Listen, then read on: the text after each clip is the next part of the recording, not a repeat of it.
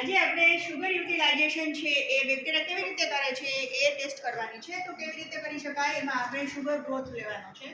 Sugar ગ્રોથમાં આપણે કોઈ પણ શુગરનો ગ્રોથ લઈ શકીએ છીએ. Glucose, galactose, સાયલોઝ, sucrose, maltose, lactose, મેનિટોઝ, કાંઈ પણ લઈ શકાય છે. એ કેવી રીતે બનાવવામાં આવે છે? સૌથી પહેલાં આપણે પેપ્ટોન વોટર લઈએ છીએ, એમાં 1% શુગર એડ કરવાની હોય છે અને એમાં આપણે કોઈ પણ ઇન્ડિકેટર ડાઈ નાખી શકીએ છીએ, જે પણ આપણને યોગ્ય લાગે તે. ઓકે, આપણે અહીંયા બ્રોમોક્રેસોલ પર્પલ નાખીએ છીએ, જે ન્યુટ્રલ પીએચ ઉપર એટલે કે પીએચ 7 ઉપર આપણને પર્પલ કલર આપે છે.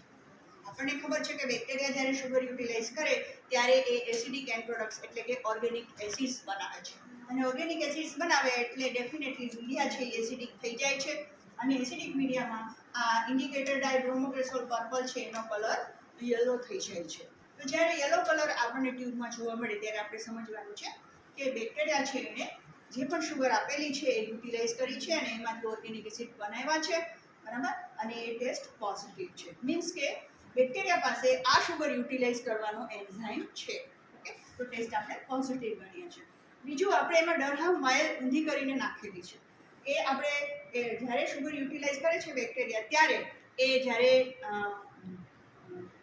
એન્ડ પ્રોડક્ટ્સ બનાવે ત્યારે એ ગેસ પ્રોડ્યુસ કરે છે કે નહીં એ આપણે ચેક કરવાનું છે. જો એ ગેસ પણ પ્રોડ્યુસ કરે છે ઓર્ગેનિક એસિડની સાથે તો આ ડરહામ વાયલ જે છે એની અંદર બબલ જે છે આપણને જોવા મળશે અને બબલની જો હાજરી હોય તો આપણને સમજી શકાય કે બેક્ટેરિયાએ ગેસ પણ પ્રોડ્યુસ કરેલું છે. ઓકે, તો આ બધી જ ટેસ્ટ આપણને પોઝિટિવ આપતું હોય એવું કોઈ બેક્ટેરિયા હોય તો એ છે ઇશ્ચેરિચિયા કોલી.